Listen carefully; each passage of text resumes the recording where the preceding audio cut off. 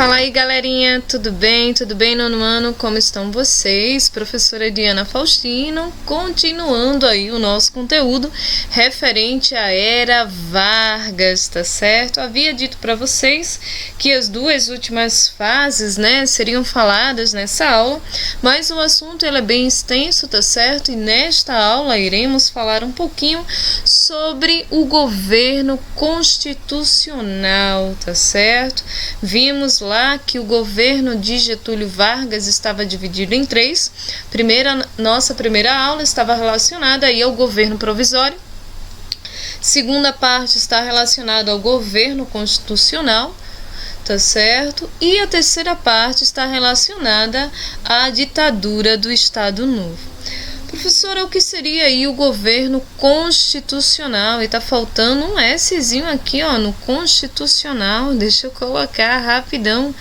Constitucional. Aqui está ele, o S que estava faltando na nossa Constituição, não é isso? Excelente, excelente. Vamos lá dar continuidade ao conteúdo, tá certo? Vejam só. Esse governo constitucional nada mais é, tá certo, do que aquela revolta que aconteceu em 1932, né? Aquela revolta provocada pelos paulistas que estavam insatisfeitos e percebendo que Getúlio estava governando como uma ditadura.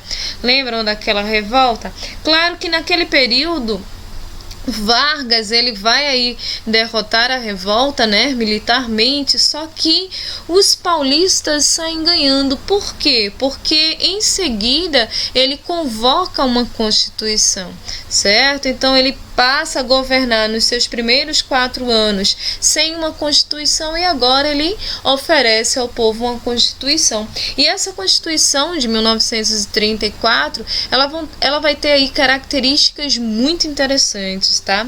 Que características são essas? Bom, a primeira característica é que o voto é secreto. Muito diferente daquele voto lá do período do café com leite, do período lá do voto de cabresto, certo? O voto era aberto e isso trazia N problemas, né?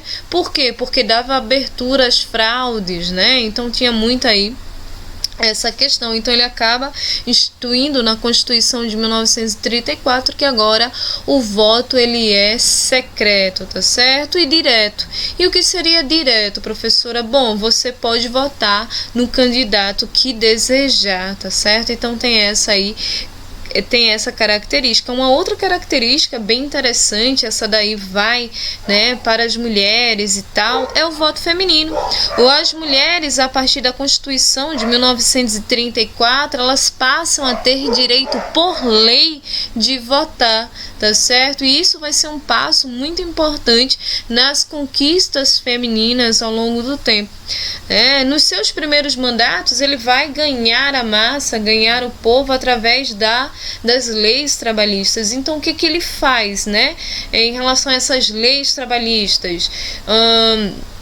Horas extras pagas, determinação de 8 horas trabalhadas, né? Então, uma série de direitos que o trabalhador vai ter. O que ele faz? Ele dá uma confirmação, ele reafirma essas leis na Constituição, garantindo ao trabalhador aí, certo? Agora instituído por lei, todos os benefícios destinados a ele. Também vai fazer uma coisa bem legal, que seria aí o mandato presidencial de 4 anos, o que se parece muito com o que acontece hoje, tá certo? Antes governavam durante quanto tempo eles quisessem, tá? Mas aí a partir da Constituição de 1934, ele vai instituir aí 4 anos, né, para que estivesse no poder. E por fim, essas características do governo constitucional estão relacionadas ao corporativismo. E o que seria o corporativismo? Bom, o corporativismo é o seguinte, seria a união de classes, tá certo? Para que juntas elas fizessem com que o Brasil fosse para frente, para que o Brasil desenvolvesse. Vai pegar a burguesia, vai pegar o proletariado, né? Vai pegar os ricos, pega os pobres, une essa galera em conjunto, eles promovem o Brasil a um desenvolvimento, rumo ao desenvolvimento. Então tem essa sacada aí o governo constitucional na era Vargas, que vai de 1934 a 1937, tá certo? Não podemos pensar o Brasil, tá, como se fosse aí uma caixinha isoladamente, né? O Brasil, ele é um reflexo do que está acontecendo no mundo.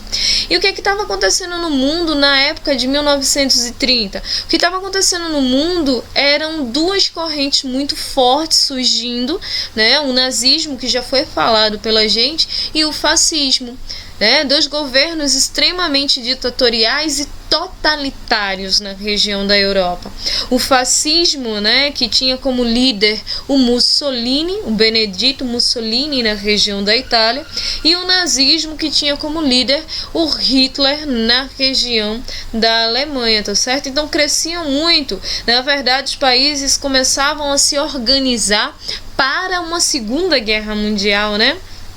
E estava crescendo de maneira aí desordenada o socialismo, principalmente quando a quebra da Bolsa de Valores de 1929.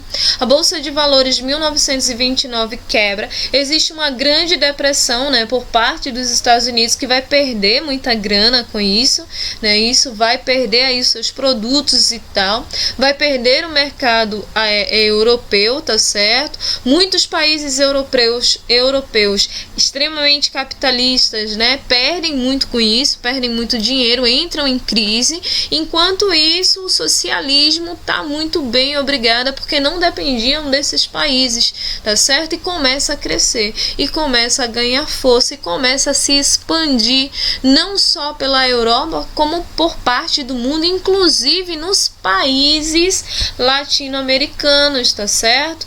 Então era o grande medo, né, dos Estados Unidos, que os países latino-americanos acabassem aderindo aí ao socialismo, mas as ideias socialistas, elas começavam aí a efervescer o mundo e a conquistar, principalmente graças às revoltas trabalhistas, tá? E tudo isso foi dado aos pouquinhos por Getúlio Vargas, beleza?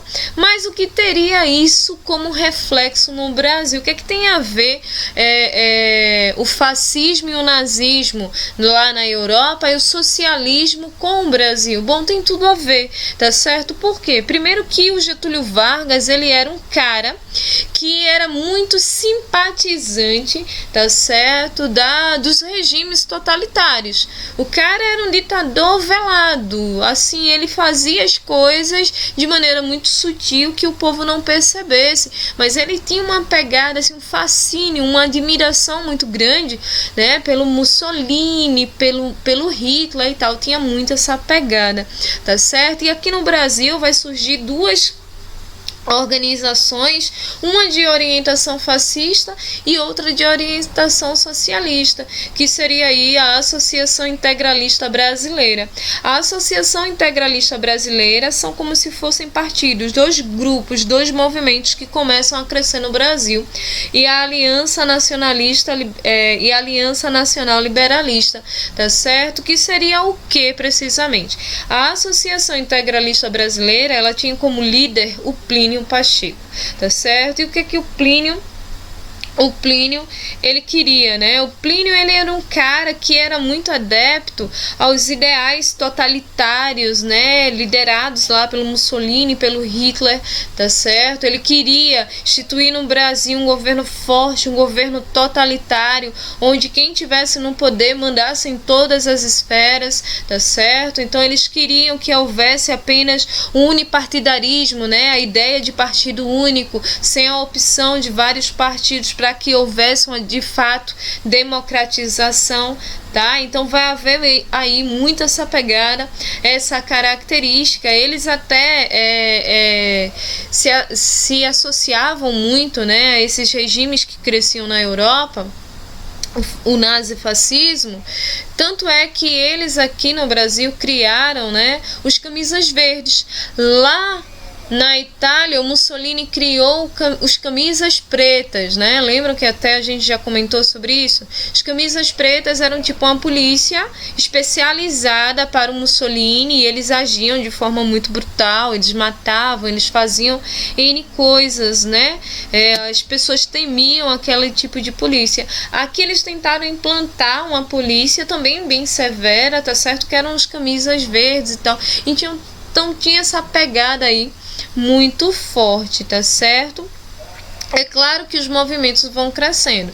De um outro lado, havia aí a aliança, né, nacionalista liberal, né, o liberalista, enfim, que tinha um caráter socialista. Na verdade, eram pessoas adeptas ao socialismo, tá? Eram intelectuais, eram professores, era galera assim da alta que tinha simpatia pelo socialismo, tá certo? E o líder desse movimento vai ser aí o Luiz Carlos Prestes. O Luiz Carlos Prestes, que já vai ter se envolvido, né, em conflitos aqui no Brasil, no período do tenentismo, mas aí ele vai ser afastado, ele vai ser deposto para o Brasil, né, ele vai ser exilado, mandado embora, tá, e acaba se refugiando na Argentina.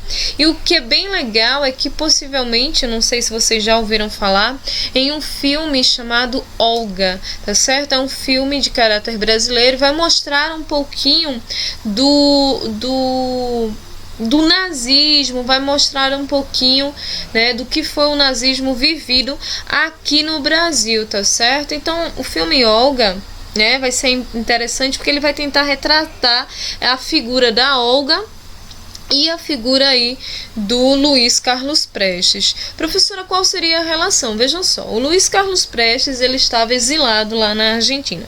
E a função da Olga, tá, era trazer o Luiz Carlos Prestes de volta.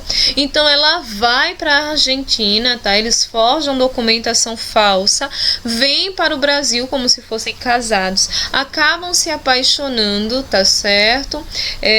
A Olga, né? Isso já contando um pouquinho, a Olga, ela tem um caráter muito específico, porque a Olga, ela vai ser alemã, ela vai ser judia, tá certo? E ela vai ter esse caráter comunista. Então a Olga era tudo que o Hitler menos gostava, tá certo? Então o que acontece? Ela traz aí o Luiz Carlos Prestes de volta e eles juntos tentam dar um golpe comunista no Brasil. Só que esse golpe, chamado de intentona comunista, não vai dar certo, e isso vai cair como uma luva para o governo de Vargas. Por quê? O que vai acontecer? A intentona, tá certo? Ela acredita que por Luiz Carlos Prestes, né, ter sido líder do tenente lá em 1920, os tenentes iriam apoiar o Luiz Carlos Prestes no golpe comunista. Só que isso não aconteceu. Por quê? Porque lá no governo provisório, quando Vargas assume o poder, ele acaba delegando, né, funções a vários tenentes, certo? E eles ficam como se fossem os governadores hoje, tá? Então esses caras começam a apoiar quem? Vargas. Então logo não dá certo, tá? Isso aí é bem fracassado. O Luiz Carlos Prestes, em 1935, acaba sendo preso, passando 9 anos na cadeia. A Olga é enviada à Alemanha, enviada já grávida ao campos de concentração. A filha deles hoje, ela é professora de História do Brasil, tá certo? Vejam que coisa bem interessante, né? Mas aí a intentona não dá certo. E por que vai cair como uma luva para Vargas? Vejam só, Vargas instituiu lá na Constituição dele, né, na Constituição de 1934, que um presidente só passaria 4 anos no poder. Claro que todos que assumem o poder querem ficar mais, tanto é que a gente tem um primeiro mandato e sempre tem um segundo mandato. É sempre assim, principalmente quando o povo ama o seu governante, tá? Um outro motivo pelo qual a intentona não deu certo, porque eles acreditavam que Vargas não era um presidente forte, Só que a galera aqui no Brasil idolatrava o cara criou as leis trabalhistas, o cara deu direito às mulheres de votar, então o cara era muito amado, tá certo? A população tinha retratos dele espalhados pela casa, então o cara era um presidente amado aqui no Brasil, e eles acreditavam que isso não era possível, tá certo? Então a intentona de fato não vai dar certo. Baseado nisso aí, o Vargas ele começa a criar um plano, tá? Que foi um plano forjado, chamado de Plano Cohen. O que seria esse Plano Cohen? Ele começa a colocar nas mídias, nas redes sociais, né? Que naquela época eram os jornais, os rádios, a televisão, tá? Que os países socialistas, né, queriam dar um golpe comunista aqui no Brasil. Tá? Então eles começam a colocar o Partido Comunista na ilegalidade. Então todas as pessoas que fazem parte do Partido Comunista são ilegal, é proibido no Brasil. Ele começa, através do Plano Cohen, né, divulgar notícias falsas, a tocar um terror de que o Brasil está passando por um perigo, de que o Brasil vai correr o risco de ser aí um Estado comunista que vai sofrer um golpe, né? Então ele começa a ver isso para poder se manter no país. É o que ele faz? Ele começa a dizer o seguinte: bom, é bom que esse ano não façamos eleições, né? Vamos deixar a coisa como tá, porque o Brasil está em crise, o Brasil não está preparado para uma democracia, o Brasil está sofrendo ameaças de sofrer golpes comunistas, então vamos deixar a coisa como é que tá. Então, a partir daí, tá certo? De 1937 para 1938, que é quando ele deveria deixar o poder, acontece no Brasil a terceira fase da Era Vargas, chamada de ditadura do Estado Novo, tá certo? E esse assunto a gente só vê aí na nossa próxima aula, tá certo, senhores? Eu sei que o conteúdo é extenso, né? Sei também que a gente quer saber sempre um pouquinho mais, né? Vários spoilers, mas vamos esperar para ver o desfecho dessa grande quantidade de anos, né? De 1930 a 1945 que esse presidente ele passa no poder, e vamos ver aí na nossa próxima aula sua última etapa, ditadura do Estado Novo. Espero que os senhores tenham compreendido um pouquinho, tá certo, senhores? Para vocês um beijão, fiquem com Deus e até a próxima aula. Tchauzinho, fui!